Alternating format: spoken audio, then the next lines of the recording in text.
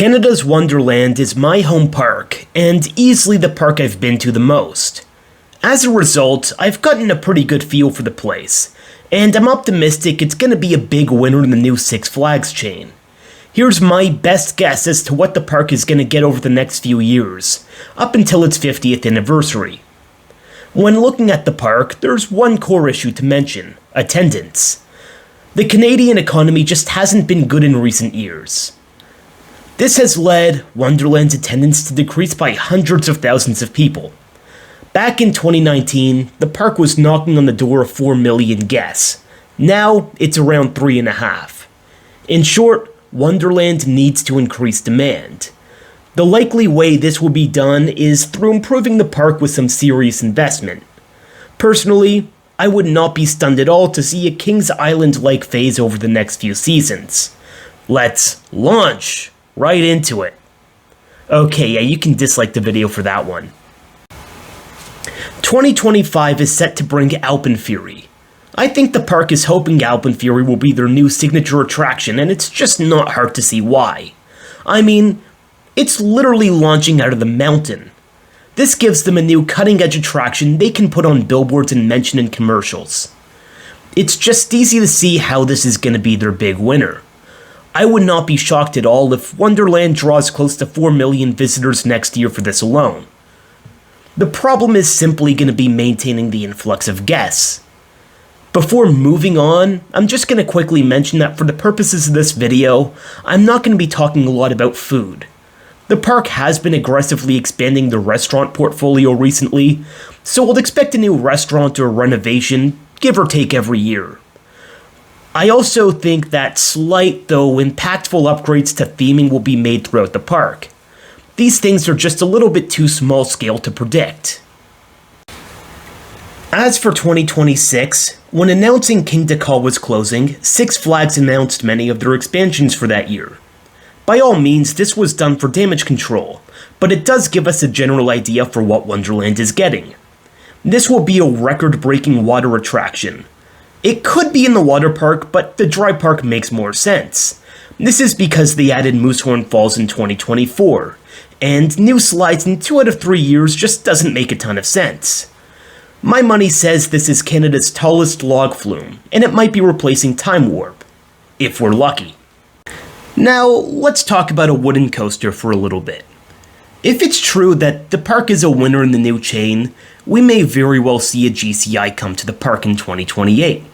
That would be 3 years after Alpenfury, though at a much lower price tag.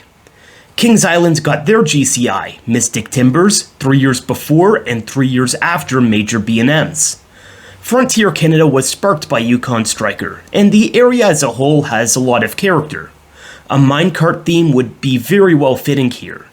It's getting easier to imagine a 110-foot twister standing over Whitewater Canyon. If not a ground-up Woody, the Gravity Group or GCI could be called in for a reimagining of a pre-existing one.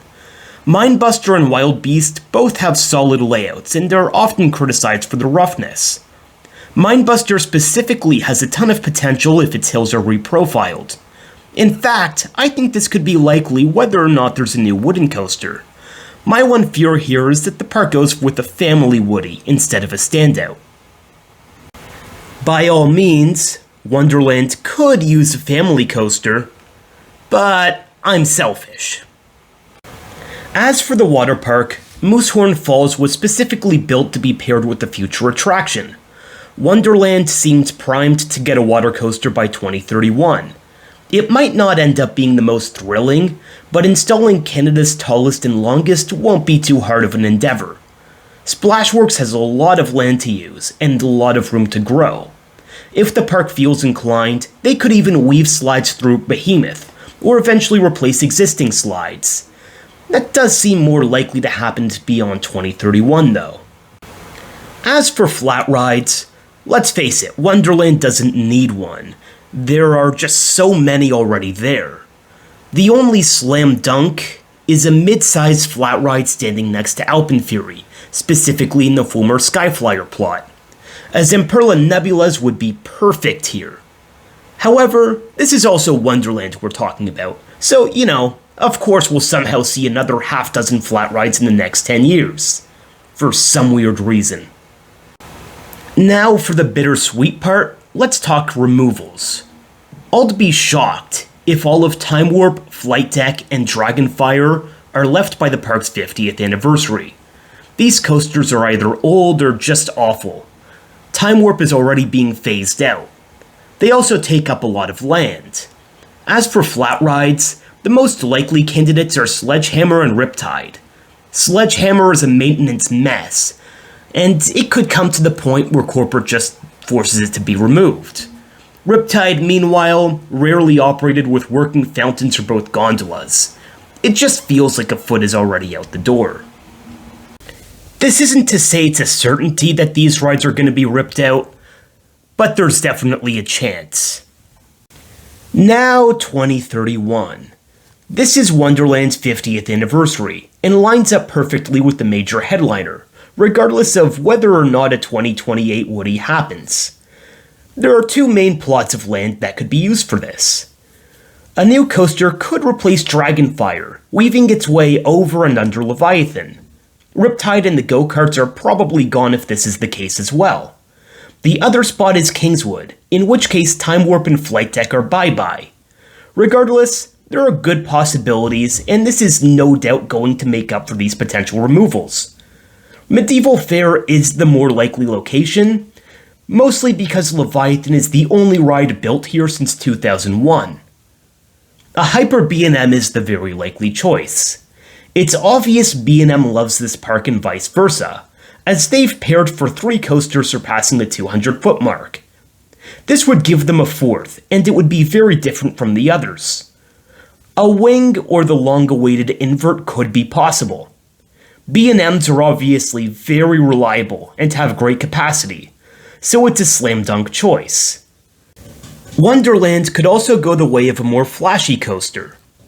A mock extreme spinner probably isn't in play, but something like a new gen Vekoma could be. The dark horse would be an RMC conversion of Wild Beast that could very well use some of the go-kart land. With that said, the prediction is still on a B&M, specifically the Wing Coaster. As for some other possibilities, we have a Vekoma Family Boomerang, Junior Flat Rides, and a Wonder Mountain Dark Ride. The park has revealed that they did leave space in the mountain specifically for another ride. It's unclear when it would happen, but again, certainly a possibility. So, to recap what Wonderland's near future could look like, it seems viable they could add a new flat ride, multiple water rides, and a duo of standout coasters. One wood, one steel. This isn't for sure, but it's just one man's guess. This also isn't accounting for minor upgrades throughout the park, including restaurants, theming, and more. All this would just be at the cost of a ride or two, although at least one coaster. Wonderland seems set to be a big winner in the expanded Six Flags chain, and the next few years are going to prove it. There are so many possibilities, and I can't wait to see what the park looks like in a few years. Thanks for joining me. I'm Cole from TO Coaster Addict, and if you liked the video, please feel free to subscribe. Or find me on Instagram, @TO Coaster Addict. Thank you and have a great day. Oh yeah, and as always, if you did not like the video, feel free to leave a hateful comment.